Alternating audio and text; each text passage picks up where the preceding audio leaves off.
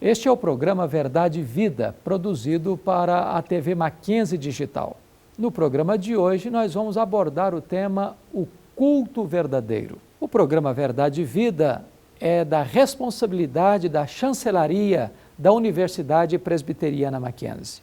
Envie-nos sugestões e e-mails para o nosso endereço verdadevida@mackenzie.br. Você já imaginou uma enciclopédia bíblica em 5 volumes? Esse é mais um lançamento da editora Cultura Cristã. São mais de 5.000 páginas com informações sobre temas, personagens bíblicos, interpretação e centenas de ilustrações. Além de tabelas, mapas e esboços para uma rápida visualização e leitura. Um material indispensável para você, professor, pastor, palestrante e pesquisador. Enciclopédia da Bíblia Cultura Cristã. Um material que não pode faltar na sua estante. É uma bênção poder estar aqui para partilhar com você a palavra de Deus. Neste mês de outubro, nos últimos programas, nós conversamos aqui sobre assuntos polêmicos que provocaram na nação brasileira diversas reações. Falamos sobre a questão da idolatria, falamos sobre a questão da reencarnação, falamos sobre a questão do sincretismo religioso. Hoje, nós falaremos sobre o culto verdadeiro. E falaremos sobre este tema baseados em João capítulo 4. É muito importante entender que o homem é um ser religioso. O homem é um ser adorador. O homem sempre estará adorando alguma coisa ou alguém, ou a ele mesmo. Mesmo aqueles que se dizem não religiosos, agnósticos ou mesmo ateus, eles acabam adorando alguma ideia, alguma filosofia, ou a eles mesmos. Hoje nós vamos conversar sobre esta questão tão importante do culto verdadeiro. É interessante que a palavra de Deus vai nos mostrar que se existe um culto verdadeiro, existem também cultos que não são verdadeiros, que embora prestados com sinceridade e até com emoções acaloradas, não passam pelo crivo da verdade e não são aceitos por Deus. O Senhor Jesus Cristo termina o Sermão do Monte dizendo que no último dia algumas pessoas vão se chegar diante do tribunal de Deus e vão dizer: Senhor, Senhor, porventura não profetizamos em Teu nome? Não fizemos milagres em Teu nome? Não expelimos demônios em Teu nome? E Jesus dirá a essas pessoas: apartai-vos de mim, vós os que praticais a iniquidade, eu nunca vos conheci. Jesus não nega que essas pessoas tenham profetizado ou que tenham realizado milagres ou mesmo que tenham expelido demônios. O que Jesus deixa claro é que toda essa expressão de culto, toda esta expressão de adoração, toda esta manifestação religiosa foi feita fora de uma vida coerente, de uma vida de santidade, de uma pureza de propósito, de uma maneira que não tinha sido prescrita pelo próprio Deus. Há muitos tipos de culto no mundo afora, muitas religiões, muitos credos, muitas crenças, muitos ritos sagrados, muitas manifestações culticas em todas as religiões do mundo. O ser humano, no passado, adorou fenômenos da natureza, o vento, a chuva, os astros, a própria obra da criação, adoradores do sol, adoradores da lua, adoradores das estrelas, fenômenos da natureza. Hoje, tantas pessoas adoram ancestrais, adoram divindades que eles mesmos fabricaram e criaram pela sua arte, pela sua imaginação. Há muitas pessoas que adoram anjos ou outros adoram espíritos malignos com toda a abertura, com toda a consciência do que estão fazendo. Há outras pessoas que querem adorar a Deus, mas de forma não estabelecida por Deus, por exemplo, através de uma imagem de escultura. E estas pessoas pensam, nós estamos adorando a Deus, estamos apenas usando este meio, este mecanismo, mas o nosso propósito é adorar a Deus. E eu gostaria de citar para você aqui um exemplo. Quando Arão estava junto com o povo de Israel no deserto, Moisés subiu o Monte Sinai para receber as tábuas da lei. Moisés passou lá 40 dias. O povo, então, que acabara de sair de uma terra politeísta, o Egito, chegou para Arão e disse, Arão, nós não podemos mais esperar, Moisés. Você precisa fazer um bezerro de ouro para que nós tenhamos algo visível para adorar. E diz a Bíblia que Arão fabricou um bezerro de ouro. E ele disse, amanhã será festa ao Senhor. Em outras palavras, quando Arão fabricou aquele bezerro, a intenção dele era que eles prestassem culto a Deus por meio daquele bezerro de ouro. Mas diz o relato bíblico em seguida que eles estavam adorando o bezerro de ouro. Em outras palavras, a pessoa substitui o Criador pela criatura. A veneração ou culto passa a ser de Deus para aquele próprio objeto visível, palpável. E desta maneira, aquilo tornou-se abominação para Deus e provocou a ira de Deus. Deus estabelece em sua palavra a forma como que Ele deseja e quer ser adorado. E aqui eu evoco para você o texto que quero trabalhar, que é João capítulo 4. Jesus estava passando pela aldeia de Samaria, encontrou-se com a mulher samaritana, entabulou com ela uma conversa.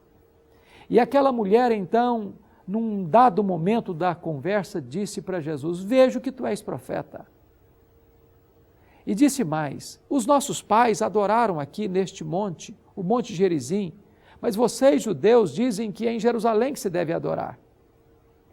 Jesus então respondeu para aquela mulher, ó mulher, vem a hora e já chegou, em que os verdadeiros adoradores adorarão a Deus em espírito e em verdade, porque são esses que o Pai procura como seus adoradores. Deus é espírito e importa que os seus adoradores o adorem em espírito e em verdade. A adoração verdadeira não está ligada a um local sagrado, não está ligado a um estilo A ou B de ritual. A verdadeira adoração, ela precisa ter duas características, aqui estabelecidas por Jesus. A primeira delas é que ela tem que ser verdadeira, em outras palavras, tem que ser bíblica. A palavra de Deus é a verdade, é a revelação da vontade de Deus para nós. E Deus estabeleceu na sua palavra como Ele deve ser adorado. Eu não posso adorar a Deus pela minha própria imaginação, do meu próprio jeito, do meu próprio gosto. Eu não posso construir a maneira como eu penso que Deus deva ser adorado. É muito importante entender isso, porque Deus nos criou para adoração. O fim principal do homem é glorificar a Deus e desfrutar da presença dEle para sempre. Deus nos criou para adoração, mas esse mesmo Deus que nos criou para adoração, estabeleceu na sua palavra a forma correta como Ele deva ser adorado. Todas as vezes que nós queremos adorar a Deus do nosso jeito, do nosso modo, pela nossa imaginação, nós estamos entrando na contramão do culto verdadeiro, porque o culto verdadeiro foi estabelecido por Deus, foi instruído de forma muito clara e precisa como ele deve ser feito. E aqui a primeira coisa que nós temos que entender, que esse culto tem que ser bíblico. Esse culto tem que ser ao Deus Pai, ao Deus Filho, ao Deus Espírito Santo. Este culto precisa ser balizado pelas Escrituras. Este culto tem elementos, por exemplo, a leitura da palavra de Deus, orações a Deus por meio de Jesus, cânticos espirituais. Não existe uma forma rígida, existem elementos que precisam fazer parte deste culto. Mas eu não posso inserir aí qualquer coisa que não emane das Escrituras. Por exemplo, eu não posso adorar a Deus através de imagens. Eu não posso aqui entrar por meio de sonhos, visões e revelações forâneas às Sagradas Escrituras. Este culto precisa ser pautado e balizado pela verdade de Deus, pela palavra de Deus. Este é o culto que Deus espera do seu povo. Quando eu agrego a este culto, quando eu insiro neste culto elementos que são estranhos às Sagradas Escrituras, eu estou ferindo a essência do culto verdadeiro. Eu estou acrescentando algo que Deus vai rejeitar, porque Ele estabeleceu a maneira e a forma como Ele quer ser adorado. Jesus disse para a mulher samaritana: Deus é Espírito e importa que os seus adoradores o adorem em espírito e em verdade. Em verdade, porque o culto é bíblico. Ou o culto é bíblico ou ele é anátema. Ou o culto é da forma que Deus estabeleceu, ou então Deus não aceita este culto, por mais sincero, por mais emocional que ele possa parecer. Mas o que significa que o culto é em espírito? Significa que esse culto é com todo o coração, é com a essência da sua alma, é com todo o seu ser. É um culto racional porque ele apela para a sua razão, a sua inteligência. É um culto emocional porque você entra nesta adoração com todas as suas emoções, com todo o seu entendimento e com todo o seu coração. E é um culto volitivo porque ele desperta o seu agir. Não é uma adoração divorciada da vida, da ética, da conduta, da maneira de se viver. Na verdade, toda a nossa vida é cultica. O que você faz dentro do seu lar, no seu trabalho, no seu lazer, nos seus negócios, precisa ter profunda conexão com este culto que você presta na casa de Deus. Do contrário, o culto é hipócrita. Se eu adoro a Deus com a minha boca, mas se a minha vida reprova este culto, ele não faz sentido para Deus. É um barulho vazio para Deus, porque toda a nossa vida é cultica. E esse culto que eu presto, seja pessoal, seja coletivo, precisa ser de acordo com a palavra de Deus e com todo o meu ser, com todo o meu coração. É muito importante entender isso, porque quando nós queremos, por exemplo, inserir algo que não está na palavra de Deus no culto, eu perverto o culto, eu adultero o verdadeiro sentido do culto. Quando eu vou adorar a Deus e eu tenho todos os elementos corretos, mas eu não o faço de coração, Deus também não pode aceitar este culto. E aqui eu quero refletir com você, quantas vezes você já entrou na casa de Deus, você já cantou, você já orou, você já ofertou, você já pregou, você já ouviu a pregação, mas o seu coração estava longe. Você cantava para Deus apenas de lábios, mas a sua alma não estava envolvida, o seu ser não estava envolvido. Eu quero dizer para você que Deus é o Deus que sonda o seu coração. Ele conhece as suas palavras antes que elas cheguem na sua boca. Deus não se impressiona com aquilo que impressiona os homens. Ele vê o seu coração, ele vê a sua motivação.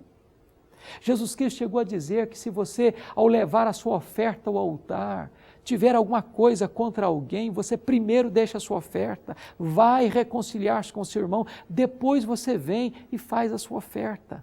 O que Jesus está dizendo é que se tem mágoas no coração, se eu não amo meu irmão, se eu não tenho um coração puro e com a motivação certa eu chego no altar de Deus, este culto é vazio de significado aos olhos de Deus. Deus quer que nós o adoremos em espírito e em verdade. E sabe, é maravilhoso adorar a Deus, porque Deus nos criou para isso. O fim principal da sua vida é glorificar a Deus, é adorar a Deus, é cultuar a Deus, é se deleitar em Deus. A verdadeira razão da vida está no verdadeiro culto, onde você se prostra diante do Criador, onde você se rende ao Redentor, onde você louva a Deus pelo seu amor, pela sua graça, pela sua salvação bendita. É neste culto verdadeiro que você encontra o verdadeiro propósito da vida. É por isso que a palavra de Deus diz assim: um dia na casa de Deus vale mais do que 1000 dias nas tendas da perversidade. A palavra de Deus diz que é na presença de Deus que tem plenitude de alegria e é na destra de Deus que há delícias perpetuamente. A mulher samaritana, ao ouvir de Jesus sobre o culto verdadeiro, ela largou ali no poço de Sicar o seu cântaro, foi à cidade e chamou o povo para vir ver Jesus e ouvir Jesus, porque aquele encontro com Jesus mudou a sua vida. E ela, que era uma mulher proscrita da sociedade, que já passara por 5 relacionamentos conjugais e que agora estava morando com um amante, converte-se a Jesus, sua vida é transformada e ela se transforma numa missionária a anunciar a verdade de Deus para a sua cidade. E ela passa a ser uma adoradora do verdadeiro Deus. Hoje eu quero conclamar você a conhecer a Deus, a amar a Deus, a entregar sua vida ao Filho de Deus. E você poder adorar a Deus, não conforme os seus costumes ou as tradições do passado, mas você adorar a Deus de maneira como Deus estabelece em sua palavra, em espírito e em verdade.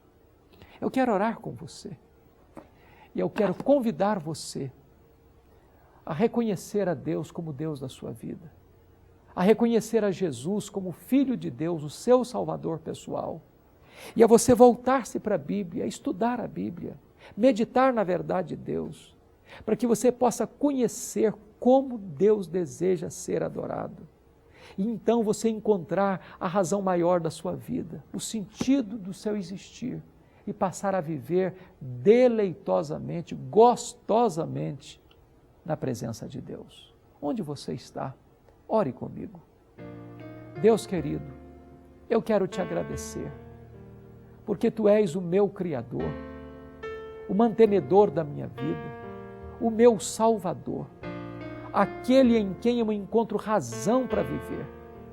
Eu quero te agradecer porque Tu colocaste na Tua palavra a maneira como Tu queres ser adorado. E eu quero te pedir, ó Deus, que Tu inclines o meu coração para Te amar, para Te servir, para Te adorar, com toda a minha alma, com toda a minha força, com toda a minha inteligência, com toda a minha emoção, com toda a minha vontade, para que todo o meu ser se desabroche em adoração, em louvor ao Teu santo nome. Deus amado, muito obrigado, porque Jesus Cristo entrou na minha vida, porque Ele salvou-me, porque Ele perdoou-me e porque agora Ele me faz um adorador para Te adorar em espírito e em verdade. Deus, aplica esta palavra ao coração de todos aqueles que nos assistem e permita, meu Deus, que nós tenhamos verdadeiros adoradores, adoradores que Te adorem, ó Deus, em espírito e em verdade. Esta é a nossa súplica, ó Deus, este é o nosso clamor, em nome do Senhor Jesus. Amém.